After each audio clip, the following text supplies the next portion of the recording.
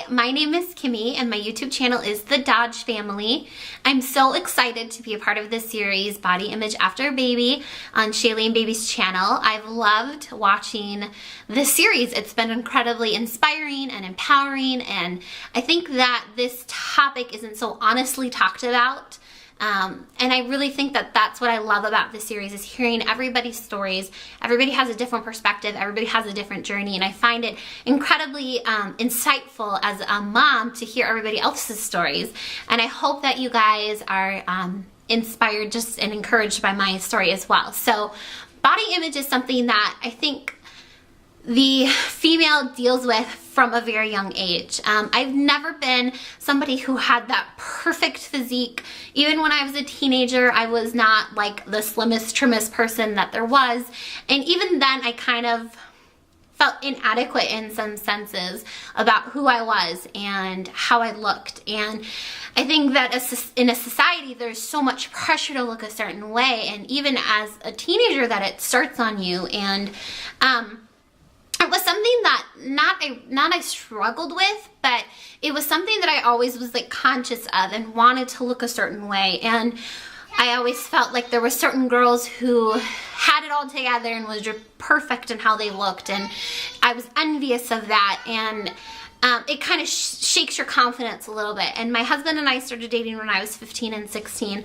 And I remember he was, even then, such an encouragement to me that I was beautiful and I looked good. And he made me feel good about myself. And so instead of having like a sadness and a depression that could easily happen from that, he came into my life at a really good point and kind of just encouraged me in the right way and reminded me that I was pretty. So when I got pregnant with Emma, or when we started to try to get pregnant, I was actually the heaviest I had ever been in my life. And I remember like looking at myself in the mirror one day and just thinking like, I don't want to get pregnant at this weight. I don't want to do anything at this weight. And so my husband and I together started eating healthier and losing weight. We both lost about 50. I lost about 50 pounds previous to getting pregnant with Emma. My husband lost 60 pounds, and we were at the healthiest we had ever been. I was still probably about like 25, 30 pounds from my ultimate goal weight. And it was for the first time in a really long time, I liked the way that my body looked. I felt good about who I was. And then I got pregnant. And I was so excited to get pregnant because we had been trying for a while to get pregnant. So to me, I didn't mind giving that up because I was gaining so much more through having my daughter. I had a really good pregnancy. I wasn't somebody who like had the blues about getting a big belly. I loved my big belly. I loved all of that. I did hate that I got stretch marks though. I did get stretch marks as a teenager growing up, so it wasn't like my body was untainted with stretch marks, but I got a lot on my stomach and they were really red and really big. And I just remember like towards the end with having this big belly with all of these stretch marks, and I was just kind of like, man, this really sucks. And I think a lot of moms can relate to that feeling. You kind of like are looking at yourself and you're like, this is just like not my body. Had swollen feet, I had swollen just ankles and everything like that. And you just kind of look at yourself like, I just feel like a big whale right now. I had my daughter and I was just so elated with having her that I didn't really think about the body image thing.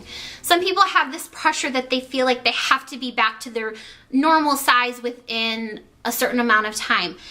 Because I had lost so much weight before I was pregnant, a lot of the clothes that I had were clothes that I wore previously. And so I kind of fit right back into everything that I had always been wearing. It just wasn't as loose as it was because I had gained weight. So I never really felt that huge pressure. I just kind of immersed myself in being a mom. And it wasn't until like, 6 to 9 months down the road when I'm watching other moms actually on YouTube who had babies around the same time as me, and they were so skinny and so back to their weight. And I just remember like thinking like, wait, maybe I should be too. And you feel all of this pressure that just comes on you because not of anything that really anybody's saying to you, but just what you see in the media, and you see these tabloids with these moms who are celebrities who, 30 days and they're back in their post-baby whatever. And you just kind of feel inadequate in that sense. And I really started to feel that way about like 9 months after my daughter was born. Like, gosh, I really need to lose weight. I really need to lose weight. And I just was breastfeeding, and it was just a really big struggle for me being a full-time mom, trying to figure out how do I incorporate, you know, working out and doing all of these other things. And I kind of felt lost, and I felt like if I didn't by her first birthday, for some reason, I felt like if I wasn't by her first birthday in like great shape, then I was like a horrible person. And it sounds kind of crazy and unrealistic, but I remember really feeling that way and that being like a legitimate thing. Like, if I don't lose weight by her first birthday, then like, I'm just not a good person. And it sounds really crazy when you think about it, because everybody has a different timetable for everything. And you can't relate my story to another person's story, but you just feel, you can't help but feel that pressure. So since my daughter's been born, my weight has gone up and down. I've gone through some struggles in the last year of my life. I lost my mom, if you guys have watched my channel, and I've had a lot to deal with since then. And a part of my dealing with that was probably emotional eating. I'll just be honest. I'll be the first to admit that. And so my weight has kind of gone back up. I lost like 40 pounds, like around 40 pounds after I had Emma, and then dieting once she was 1, I was like within, again, about 20 pounds from my goal weight, 20, 30 pounds. And then my mom passed away, and all of this stuff has happened in my life, and my weight, I kind of gained all of that back. Not all of it back, I was at 40 pounds up from where I was, but I did gain a good amount of weight back from that. And so that's kind of where I am right now. I'm trying to get back down to being closer to my goal weight, but it's a process, and it's something that you have to work at. And kind of like I guess my opinion on it is, weight you can always lose, of course. There's always more that you can do to be better and achieve those goals, and they're great goals to have and to get to. And my big thing is wanting to set an example for my daughter that's a healthy lifestyle, a healthy way of going about things. And that's what we're working on doing, and changing our eating habits to accomplish those things. So not only do I feel good about myself, but I'm training her to set herself up for success long term. But for me, I feel like the bigger thing with that is teaching her to always love herself no matter where she's at. I think that raising a daughter in today's society, where there's so much pressure to look and be a certain way, I think the greatest gift that I can give her is the thought of being able to love yourself no matter where you are.